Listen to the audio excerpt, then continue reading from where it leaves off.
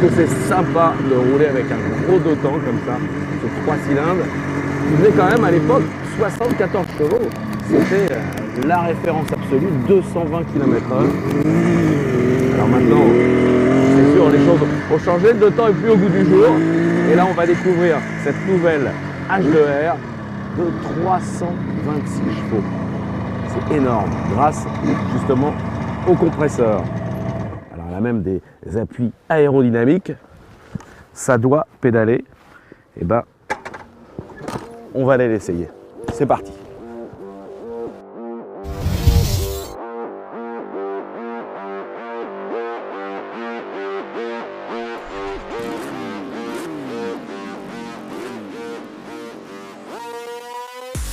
Autant dire qu'il fallait une piste à la mesure de la H2R et seul le circuit Paul Ricard dans le Var peut proposer une ligne droite de 1,8 km.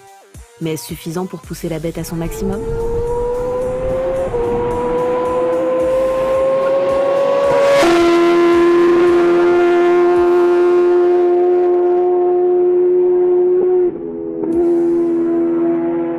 La marque japonaise a mis toutes les entités du groupe à contribution pour élaborer cette nouvelle moto, articulée autour d'un concept inédit et capable d'accélération inconnue à ce jour. Si l'architecture semble classique avec son 4 cylindres, 4 temps de 998 cm3, acculasse double arbre et 4 soupapes par cylindre, refroidissement liquide, injection et admission dynamique, un petit élément peint en rouge va changer la donne. La H2, millésime 2015, reçoit un compresseur volumétrique et s'affiche ainsi avec 326 chevaux dans la musette.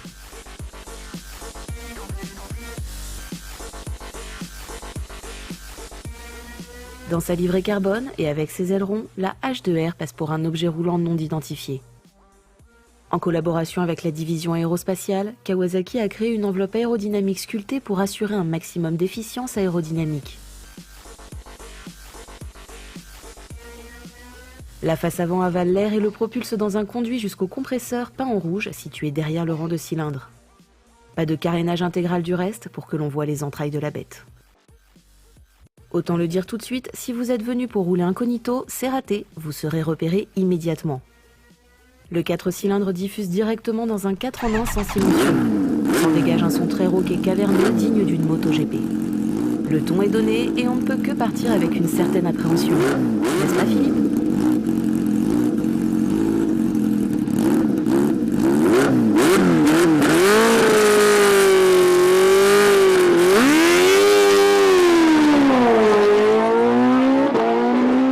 Allez, c'est parti avec cette H2R. Tout le monde a envie de la piloter, cette machine. Quand t'aimes le pilotage, quand t'aimes l'accélération, la puissance, c'est la moto pour piloter. C'est terrible.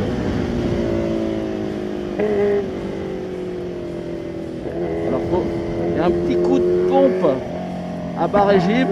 Sur le filet, elle n'est pas très précise. Là, elle est mieux. On va retirer la ronde anti-patinage, c'est mieux. Mieux laisser le pneu patiner un peu à l'accélération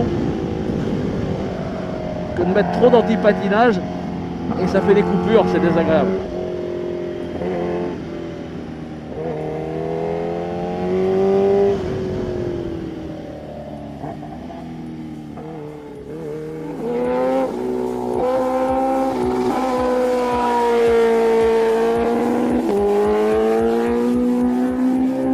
Pas de coque alu, mais un treillis tubulaire en acier façon Ducati, mais pas en verre évidemment. Le reste de l'équipement est classique d'une Hypersport avec fourche inversée entièrement réglable depuis le bouchon supérieur. Sur le T supérieur prend place un amortisseur de direction électronique Öhlins qui se durcit en fonction de la vitesse. À l'arrière, le mono-amortisseur Kayaba à bonbonne séparée dispose d'une molette externe de réglage pour la précontrainte. Côté poids, la H2R est annoncée à 217 kg tout plein fait, avec donc 17 litres de carburant.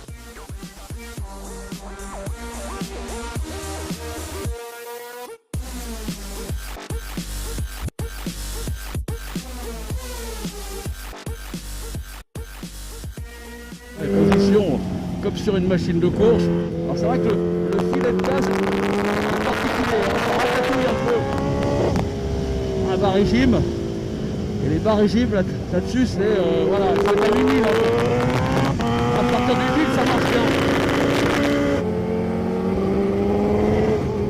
Vous avez vu, hein, de chaque côté, il y a les ailerons. On va voir ce que ça va donner dans la ligne droite. On n'a même pas le temps de dire ouf que tu es déjà à 200. Allez, ça monte et je sens l'appui des deux ailerons là. Vraiment, c'est incroyable, c'est une sensation que j'ai jamais eue.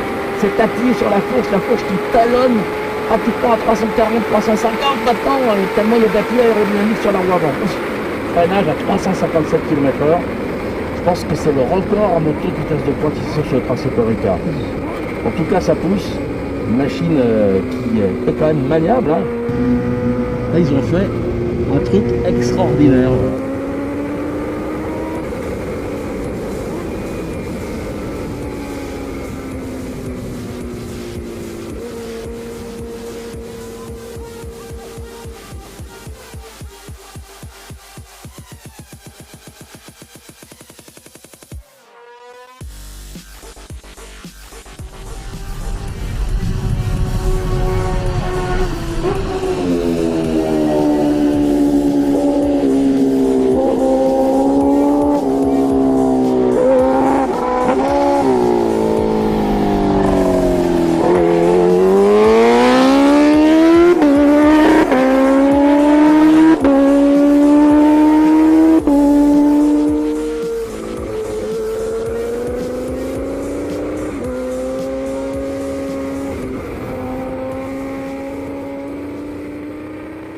Dans ces conditions, à 357 km/h, il faut avoir de bons freins pour prendre le virage de Signes à 150.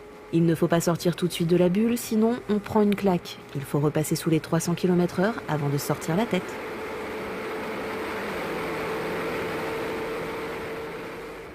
Côté frein justement, c'est du solide avec double disque avant de 330 mm avec étrier 4 pistons à montage radial Brembo. À l'arrière, un disque de 250 mm avec étrier double piston complète le freinage qui intègre un ABS déconnectable.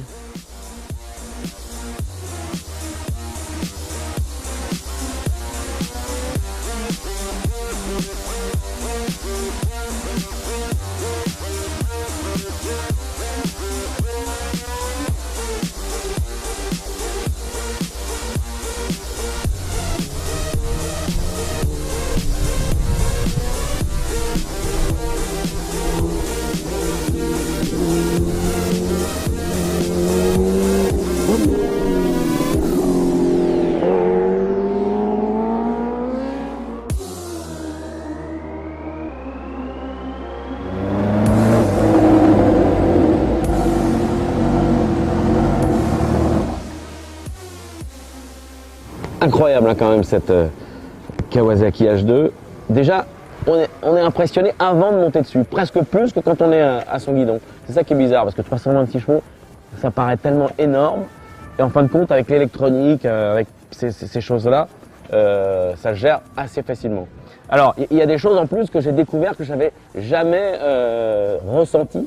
C'est cet appui aérodynamique, c'est-à-dire en ligne droite, au-dessus de 330, on sent vraiment, grâce à ces ailerons, la fourche s'enfoncer carrément, elle est en butée de compression, quoi. C'est énorme l'appui que ça prend jusqu'à 357. Alors même si cette machine elle est surtout destinée à des accélérations à la vitesse de pointe, elle a été conçue pour ça grâce au compresseur et ses 326 chevaux, elle se comporte pas si mal, même si elle est un petit peu plus difficile en virage. C'est pas une hyper sportive, hein. Elle n'est pas aussi agile, surtout quand on décélère, il y a un petit peu de manque de frein moteur dû au compresseur, une petite réaccélération même juste avant d'aller chercher le point de corde, donc un peu plus difficile au niveau du feeling, mais quand même hein, globalement c'est une machine qui est faite pour le plaisir, mais surtout pour avaler et doubler tous les autres dans les lignes droites. Et alors on en veut toujours plus parce que je trouve qu'il y aurait eu une dent de moins à l'arrière, on aurait pu aller un poil plus vite parce que elle rupte à 357, donc c'est déjà pas mal. Je suis assez content de l'avoir fait, mais on en veut toujours plus. Et puis voilà, hein. Rendez-vous dans 10 ans pour 400 km/h. À bientôt.